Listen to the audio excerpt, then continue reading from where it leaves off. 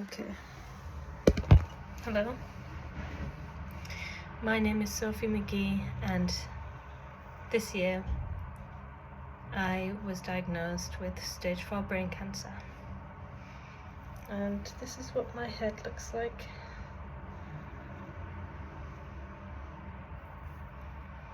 I've just finished my radiotherapy, which has effectively irradiated all of my hair follicles around here, and let me just...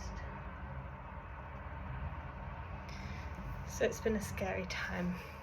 Effectively, it's a terminal diagnosis, but what are you supposed to do with that? Accept it? I can't swallow it. And the weirdest thing actually was that my cat in the background, I don't know if you can hear her, Molly Boobies in the litter tray that I've just cleaned. The weirdest thing was that at the very beginning, every single person I knew someone with a brain tumour, cancer. Because when you've got brain cancer, tumour and cancer are the same thing. It was a big cancer. It was the size of a tennis ball, and it's in my frontal lobe right here. And weirdly, I feel like one of my eyebrows is thinning out, which is the one thing that I got to keep throughout this process. Plus the fact that I was on steroids and nothing grew in the middle of my forehead there, which means that I'm one of God's favourites. Yeah, I don't know what else to say here, but I wanted to put myself out into the void and see if anyone was interested. Because stage 4, it's the most catastrophic diagnosis you can get. Stage 4 brain cancer. And I'm 29, I'm 29. And it's so big that it's probably been growing most of my life. Like, what's worse than a 29-year-old or just turned 29-year-old getting a terminal diagnosis? I think it's probably something like a baby having brain cancer, and I think that I was that baby. It's not fair,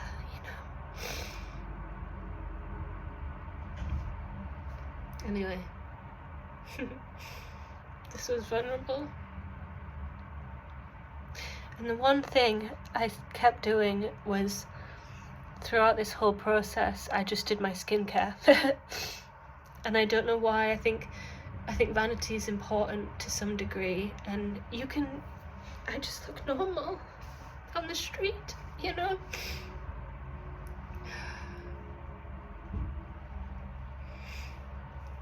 I saw one of my friends in church, in my favourite coffee shop, and she was shocked, obviously, when I told her about this, but I only said it because she's going through a divorce because her partner was a sex offender, and they just got married, and they did the honeymoon, and then when she got back, he was arrested. What the fuck? Like, I came out to another person in that coffee shop, because that coffee shop is like the centerfold for everything that I'm doing right now, because I might be dead at the end of the year, but at least I know what good coffee is. And I came out to her again, and I wasn't expecting her reaction. I was like, but I'm gonna be fine. And she was like, yeah, of course you're gonna be fine. And she said it in a way that I was like, oh, I'm faltering. Because at the first point in this process, I really thought that I was going to be fine. Because it was originally diagnosed as malignant but slow growing tumour. And now it's stage 4 because my surgeon got inside of my head. But she, this girl, I'm going to call her Alex. I saw Alex, and I told her about my diagnosis. This was before I had any hair loss. And she told me that at 17 she had stage 4 blood cancer, which I never knew. But why would you? Why would you until you tell something vulnerable to someone and they tell you something vulnerable back? Because that's what humanity is. We're just all trying to get through it. Anyway, I don't know why this is important to me. Just talking to my phone, of all things. Well, really, I'm talking to the trees. I don't know if you can see. I'm right by the M6.